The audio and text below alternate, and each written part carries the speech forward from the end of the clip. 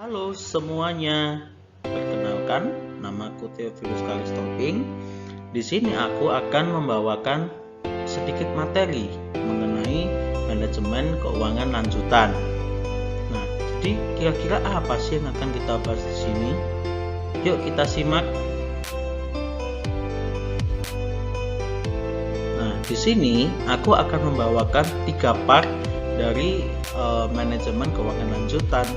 Jadi 3 part ini adalah yang pertama, kita akan mempelajari cara untuk mencari WACC. Yang kedua, cara membuktikan utang itu dapat meningkatkan ROE dan EPS, serta cara mencari struktur modal yang optimal. Dan yang ketiga, kita akan melihat cara atau pengaruh pembagian dari dividen dan buyback terhadap harga saham dan keuntungan saham berlembar. Ingin tahu lebih lanjut? Yuk pantengin terus videonya.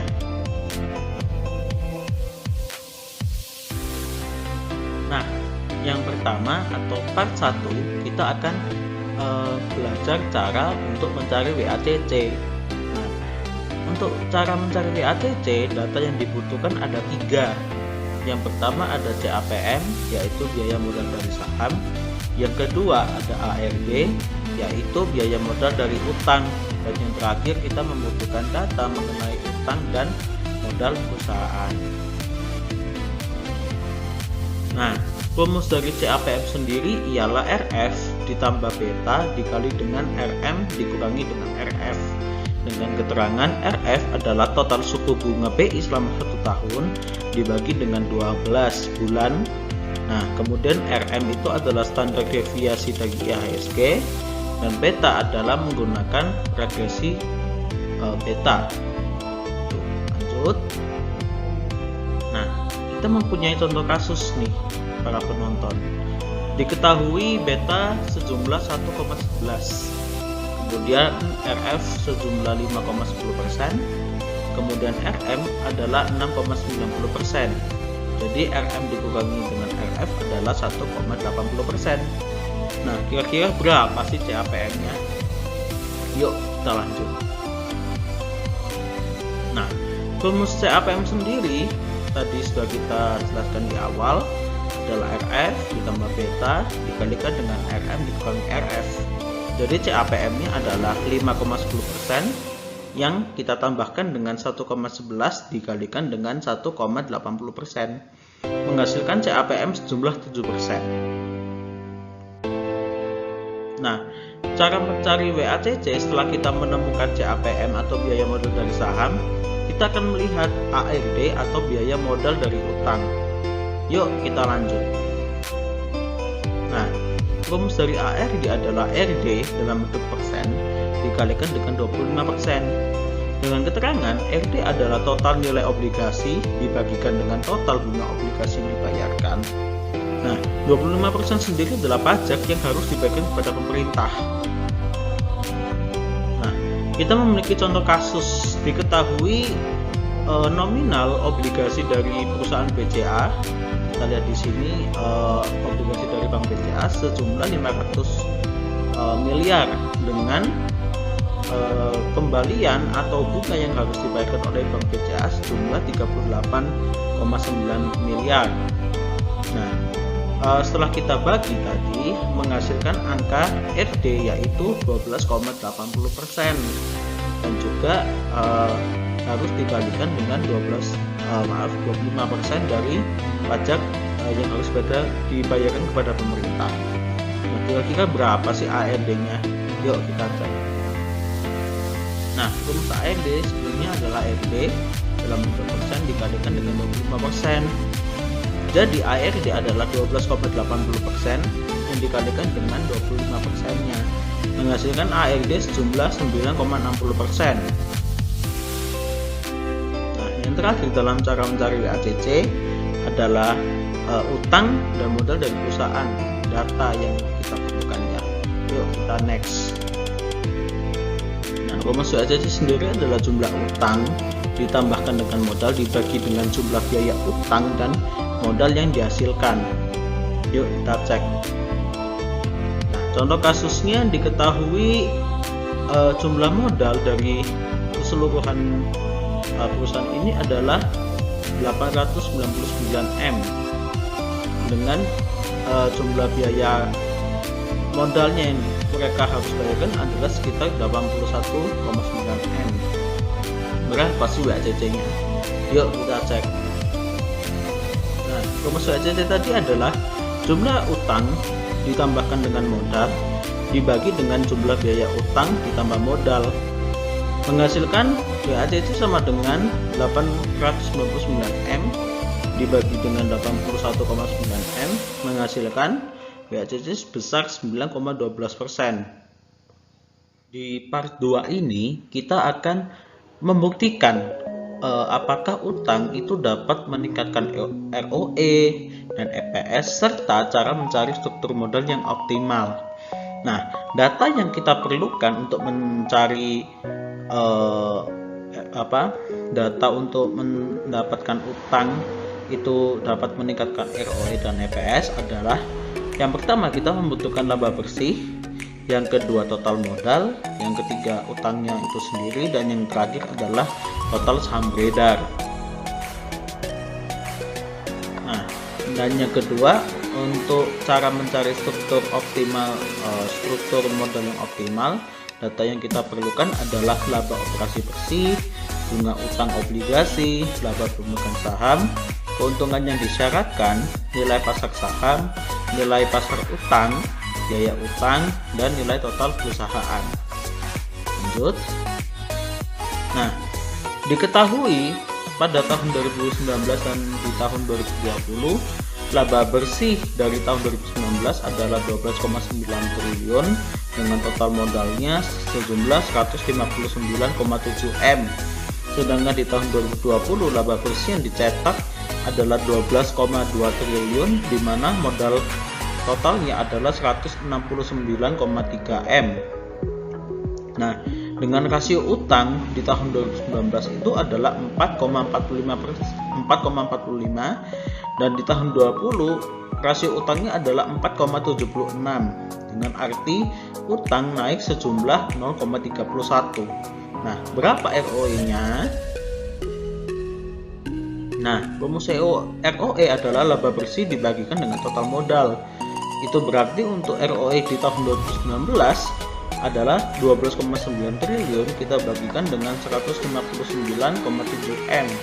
Menghasilkan ROE di tahun 2019 adalah sekitar 8%.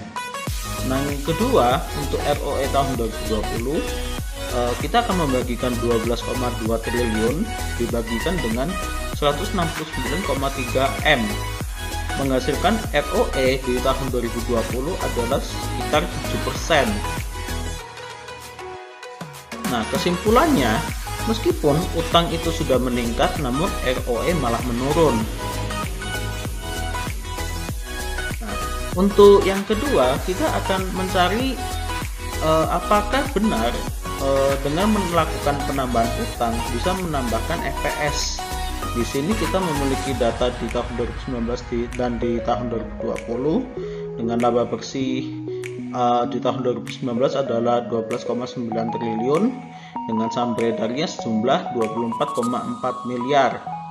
Dan di tahun 2020 laba bersih yang dicetak adalah 12,2 triliun di mana saham beredarnya sejumlah 24,4 miliar. Rasio utangnya juga sama dengan cara mencari ROE di mana rasio utangnya adalah di tahun 2019 itu 4,45 dan kemudian di tahun 2020 menjadi 4,76. Nah, di sini utang naik 0,31 rasionya. Berapa EPS-nya? Yuk kita cek. Nah, untuk rumus EPS sendiri adalah laba bersih yang dibagi dengan saham beredar.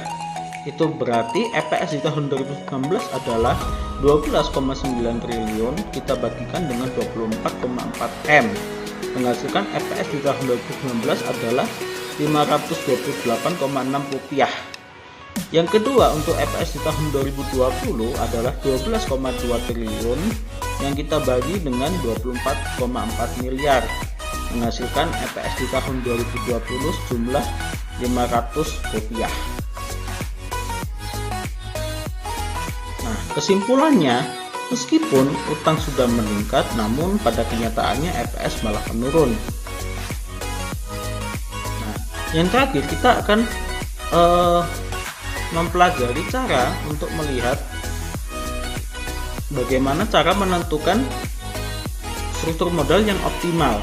Di sini ada dua data, ada data di tahun 2019 dan data di tahun 2020. Untuk kenyamanan dan bisa melihat datanya lebih jelas, para penonton bisa mempause videonya untuk melihat data secara lebih lengkap dan bisa dibaca.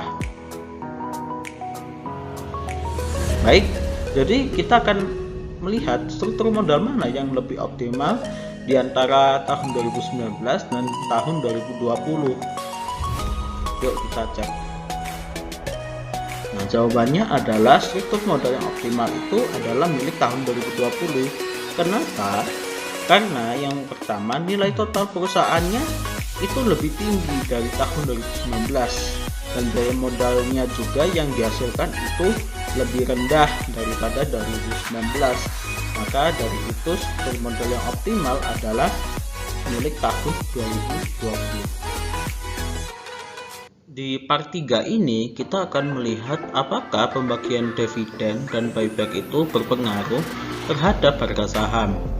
Di sini kita memiliki data untuk tanggal dividen, kemudian jumlah dividen yang dibagikan, kemudian kita memiliki data H-7 sebelum pembagian dividen, hari H pembagian dividen, dan kemudian 1 minggu setelah pembagian dividen. Kemudian yang kedua, kita memiliki tanggal buyback, di mana kita akan lihat seminggu sebelum perlakuan buyback, hari H perlakuan buyback, dan 1 minggu setelah dilakukan buyback. Oke, lanjut. Nah, analisisnya untuk hasil yang didapat untuk pembagian dividen itu bervariasi. Jadi ada dari seminggu harga mengalami peningkatan, namun ada juga hari di mana 1 minggu sebelum dilakukan pembagian dividen harga malah menurun. Sebaliknya juga 1 minggu setelahnya juga berlaku sama, di mana harga akan menurun setelah pembagian dividen maupun bisa mengalami peningkatan gitu. Jadi untuk kesimpulannya adalah saat perusahaan membagikan dividen, harga saham dapat naik atau turun baik saat sebelum dan sudah membagi dividen. Nah, hal ini juga berlaku untuk perlakuan buyback, di mana 1 minggu sebelumnya harga bisa mengalami penurunan maupun peningkatan, dan juga untuk 1 minggu setelahnya juga harga bisa mengalami penurunan maupun peningkatan. Jadi untuk kesimpulannya adalah saat perusahaan melakukan buyback, harga saham dapat naik atau turun baik saat sebelum dan sudah melakukan buyback. Nah, yang kedua kita akan melihat apakah pembagian dividen dan buyback itu berpengaruh terhadap nilai per lembar saham. Nah, di sini kita memiliki datanya. Yang pertama ada tanggal pembagian dividen dan juga dividennya berapa. Kemudian kan kita akan lihat EPS yang berlaku di H-7 atau seminggu sebelum perlakuan pembagian dividen maupun setelah 1 minggu dilakukan pemberian dividen. Dan yang kedua untuk buyback juga sama. Kita memiliki tanggal buybacknya, kemudian kita akan lihat untuk EPS-nya di 1 minggu sebelumnya, dan juga hari hanya, dan juga 1 minggu setelahnya dilakukan buyback, EPS-nya berapa. Nah, untuk analisisnya cukup bervariatif. Untuk untuk EPS yang dihasilkan dari 1 minggu sebelumnya bisa mengalami penurunan maupun peningkatan. Namun yang menjadi pembeda adalah setelah dilakukan pembagian dividen, harga dari saham per lembar itu akan meningkat. Jadi kesimpulannya, saat perusahaan membagikan dividen, EPS dapat naik atau turun. Nah, sebelum membagi dividen, EPS juga ada yang naik atau turun. Nah, namun sudah membagi dividen, EPS itu semuanya naik. Itu juga berlaku bagi buyback, di mana 1 minggu sebelumnya EPS mengalami peningkatan maupun penurunan. Namun dari hari H perlakuan buyback hingga 1 minggu setelahnya, EPS mengalami peningkatan. Jadi kesimpulannya adalah saat perusahaan melakukan buyback, EPS dapat naik atau turun. Nah, sebelum melakukan buyback, EPS ada yang turun dan ada yang naik. Namun sesudah melakukan buyback, EPS semuanya akan naik di 1 minggu setelahnya. Terima kasih, saya Theophilus Karistobing mengucapkan banyak terima kasih. Semoga video ini dapat bermanfaat dan dapat mengedukasi kita semua. Terima kasih dan see you on next video.